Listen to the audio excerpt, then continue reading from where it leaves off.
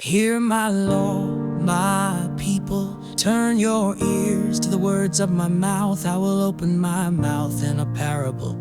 I will utter dark sayings of old, which we've heard and known. Our fathers have told us, we will not hide them from their children, telling to the generation to come the praises of Yahweh, His strength and His wondrous works that He has done. For He established a testimony in Jacob and appointed a law in Israel, which He commanded our fathers, that they should make them known to their children, that the generation to come might know, even the children who should be born, who should arise and tell their children, that they might set their hope in God and not forget the works of God, but keep His commandments, and might not be as their fathers, a stubborn and rebellious generation, a generation that did make their hearts loyal,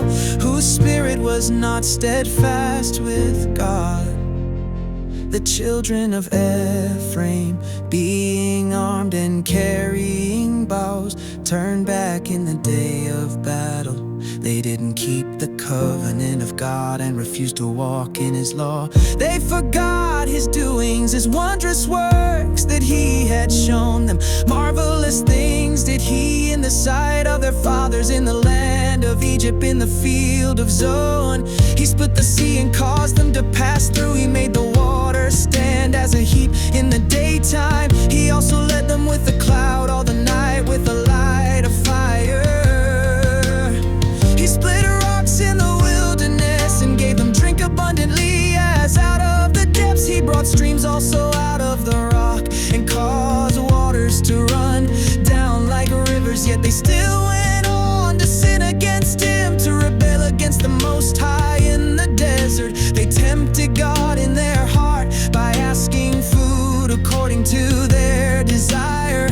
Yes, they spoke against God. They said, can God prepare a table in the wilderness? Behold, He struck the rocks so that waters gushed out, streams overflowed. Can He give bread also? Will He provide flesh for His people? Therefore Yahweh heard and was angry. A fire was kindled against Jacob. Anger also went up against Israel, because they didn't believe in God and didn't trust in His salvation. Yet He commanded the skies above and opened the doors of heaven. He rained down manna on them to eat and gave them food from the sky. Man ate the bread of angels. He sent them food to the full. He caused the east wind to blow in the sky. By His power He guided the south wind. He rained also flesh on them as the dust, winged birds as the sand of the seas. He let them fall in the midst of their camp, around their habitation. So they ate and were well filled. He gave them their own desire. They didn't turn from their cravings. Their food was yet in their mouth, when the anger of God went up against them, and killed some of fattest of them, and struck down the young men of Israel. For all this they still sinned, and didn't believe in His wondrous works. Therefore He consumed their days in vanity, and their years in terror. When He killed them, then they inquired after Him. They returned and sought God earnestly. They remembered that God was their rock, the Most High God, their Redeemer. But they flattered Him with their mouth and lied to Him with their tongue. For their heart was not right with Him, neither were they faithful in His covenant. But He, being merciful, forgave iniquity and didn't destroy them. Yes, many times He turned His anger away and didn't stir up all His wrath. He remembered that they were but flesh, a wind that passes away and doesn't come again. How often did they rebel against Him in the wilderness and grieve Him in the desert? They turned again and tempted God and provoked the Holy One of Israel. They didn't remember His hand, nor the day when He redeemed them from the adversary. How He set His signs in Egypt, His wonders in the field of Zoan.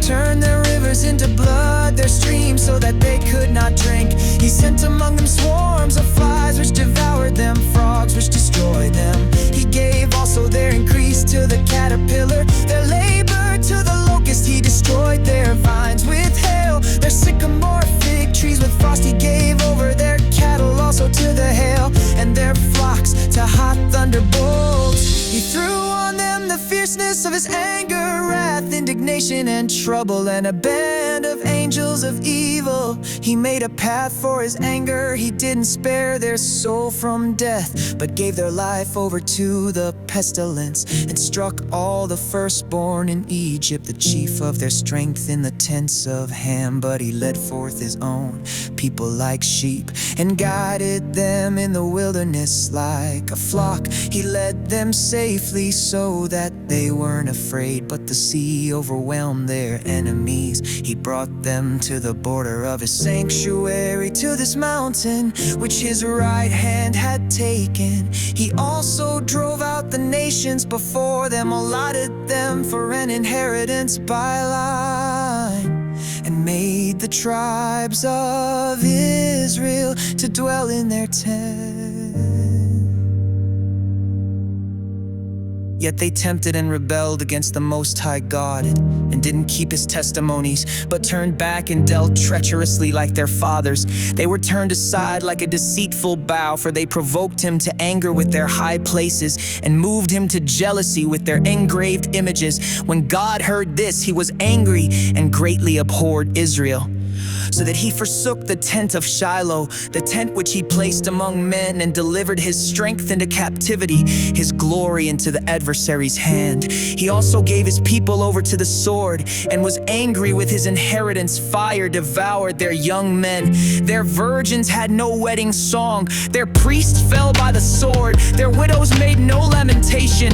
Then the Lord awakened as one out of sleep, like a mighty man who shouts by reason of wine. He struck his adversaries backward. He put them to a perpetual approach. Moreover, he rejected the tent of Joseph, and didn't choose the tribe of Ephraim, but chose the tribe of Judah, Mount Zion which he loved. He built his sanctuary like the heights, like the earth which he has established forever.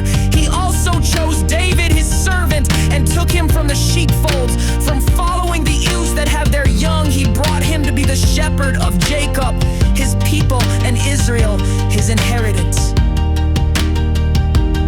So he was their shepherd according to the integrity of his heart, and guided them by the skillfulness of his hands.